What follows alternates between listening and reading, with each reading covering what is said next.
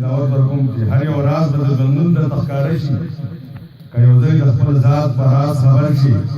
د عظمت فلسفه دومره ګرانه نه ده ځان که خاورې په خپله به ګوهر شي.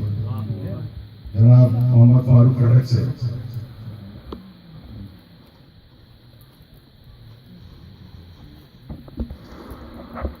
صاحب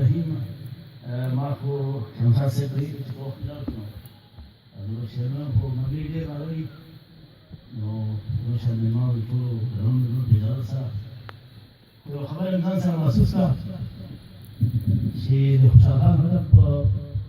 خوا کې ناست یو خو د هغه ذکر راغلو نو دغه ډول شروع دی نو چې یو ځل خو بیا راشه دنیا ته خوشحال خان یو ځل خو بیا راشه دنیا ته خوشحال خان خټک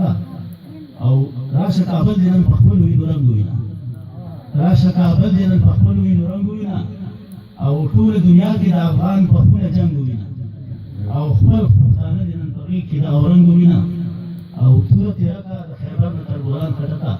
او یو ځل بیا راشه دنیا ته خوشحال خان نو ډېر ملګري ناست دي چې په هغې کې سیاسي خبرې اترې دي زه به داسې څو شعرونه وکړم چې انتخاب به څه کوو ورونو راځئ چې نن خپل ځان وګټو ورونو راځئ چې نن خپل ځان وګټو او پر ورورۍ ملي جهان وګټو ورونو راځئ چې نن خپل ځان وګټو او پر ورورۍ ملي جهان وګټو او په دې سره موږ ډېر وختونه تېر کړل منظر صاحب په دې سره موږ ډېر وختونه تېر کړل او نن خپل په اوښکو لوند روان وو د فرقو نن د فرقو او مسلکونو تېر شو د خپل ملت ته خپل پاسوان وټو او زخمي تیرو کې پروت ولسته نن ازاني امن و امان وټو او د غریبانو اوښکې وچېږو نن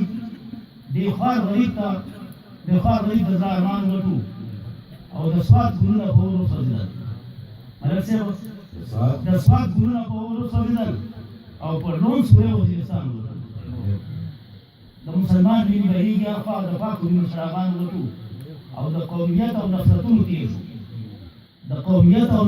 تېر شو انسانیت ته نن انسان وټو او کابل ته نوی استعمار راغلی او راځئ چې نن د خوشحال خان وټو نه د بابا الله خان په قدم لار د نبي آخر زمان وګټو او دا خپل دا سر او مال چې د ملت نظار کړو چې مسلمان ته خپل ایمان وګټو او نن په وطن کې هر ځای سرې لمبې دي او راځئ چې نن د مسلمان وګټو او اسلام آباد چې په اسلام آباد کړو بیا به مقصد د پاکستان وګټو اسلام آباد چې په اسلام آباد کړو بیا به مقصد د پاکستان وګټو او نن د پښتون شمله ریښې ریښې ده ځان له حیا او خپل ایمان وګټو او خټکه وخت د بدلون راغلی ځئ چې الله رسول قرآن وګورو